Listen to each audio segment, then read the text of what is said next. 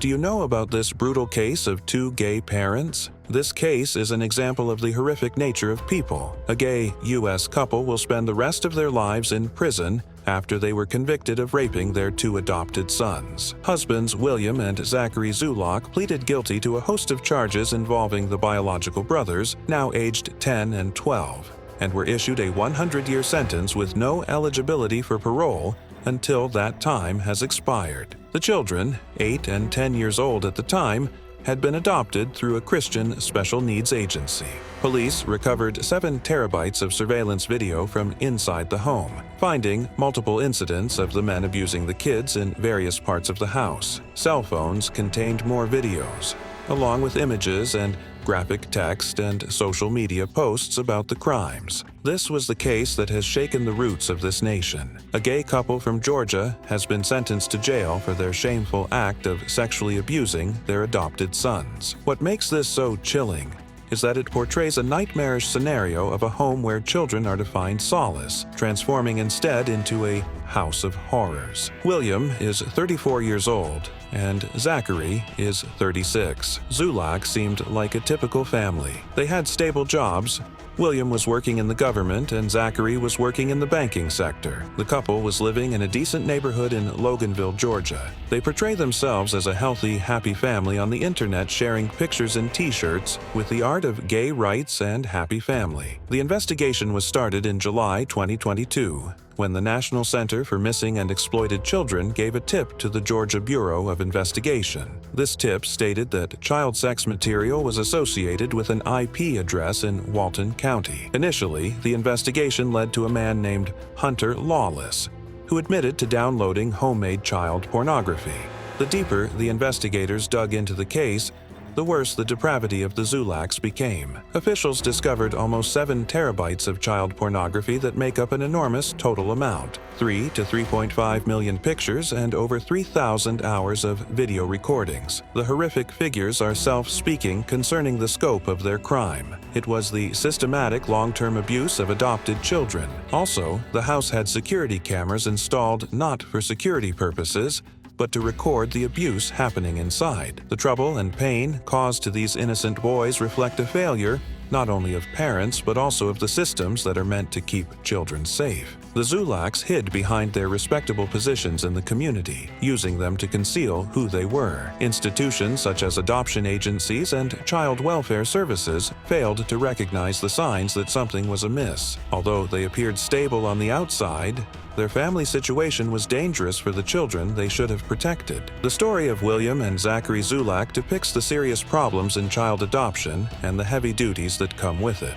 Adoption is usually seen as a good thing that gives a second chance to children who have been hurt or ignored, helping them find love and safety in a new family. This reminds us that not all families are the same, and sometimes the most fundamental people intended to keep children safe become their biggest fears. The boys in this case were adopted through a Christian special needs agency, which makes this tragedy even more complicated. These groups usually want to give loving homes to children who need them, yet no perfect approach makes sure each adopting parent will not be one among the evils as well with this kind of horrid practice. The Zulocks represented the image of wonderful parents promoting an LGBTQ positive life, happily sharing wonderful photographs of families under their custody to complete the utopic life perspective.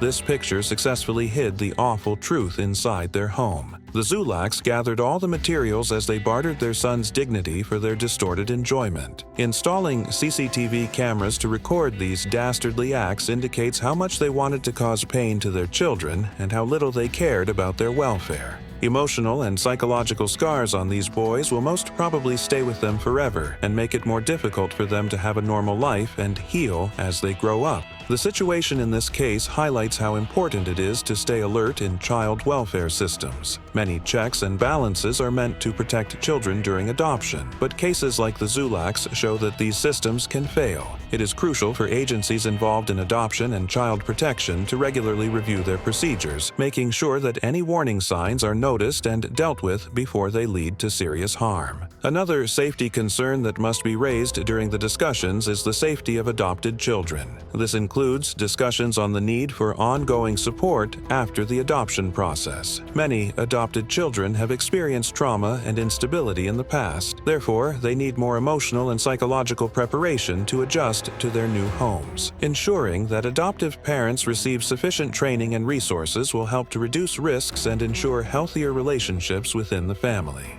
This case also raises broader questions regarding what society should do to protect its most at-risk citizens. Education of communities on the signs of child abuse and exploitation can help breed a culture where everyone will feel strong enough to report suspicious activities. The effect of such vigilant communities, in which everyone, including children, work together and stay alert, means the detection and prevention of abusers before they cause very serious harm is considerably increased. After the Zulock case, there is a need to call for stiffer laws and punishment regarding child exploitation and abuse. Such crimes show the gravity that should be talked about in society, as regards punishment for cruel acts against children.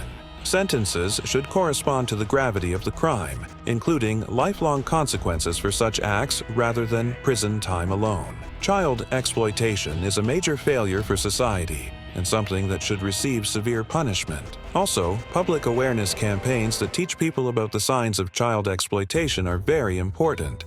These campaigns should cover all types of child abuse, including issues related to technology today and how predators use it to take advantage of vulnerable people. Through the public information that we have about the case, we can let everyone act and protect the children while making sure that offenders get what they deserve. The victims in this case must come first as we remember the incident that befell the two brothers, William and Zachary Zulock, who show the fragility of childhood and why young people are so precious to care for. Their lives have been changed forever, taken away from innocence and trust by the very people who were supposed to keep them safe. William and Zachary Zulock did terrible things that remind us of the evil that can be hidden in society, even in families. The sad story of the boys shows big problems in the systems meant to protect children and calls for more attention from both authorities and communities. As society grapples with the impact of this case, it is essential to remember how important it is to create safe places for all children,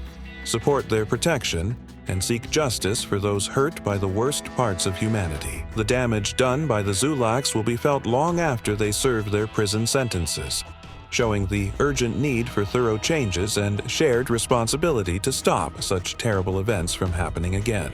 Their brutal act of sexually traumatizing minors made them go to jail for 100 years. Yes, you are hearing right. For 100 years, they will be behind bars.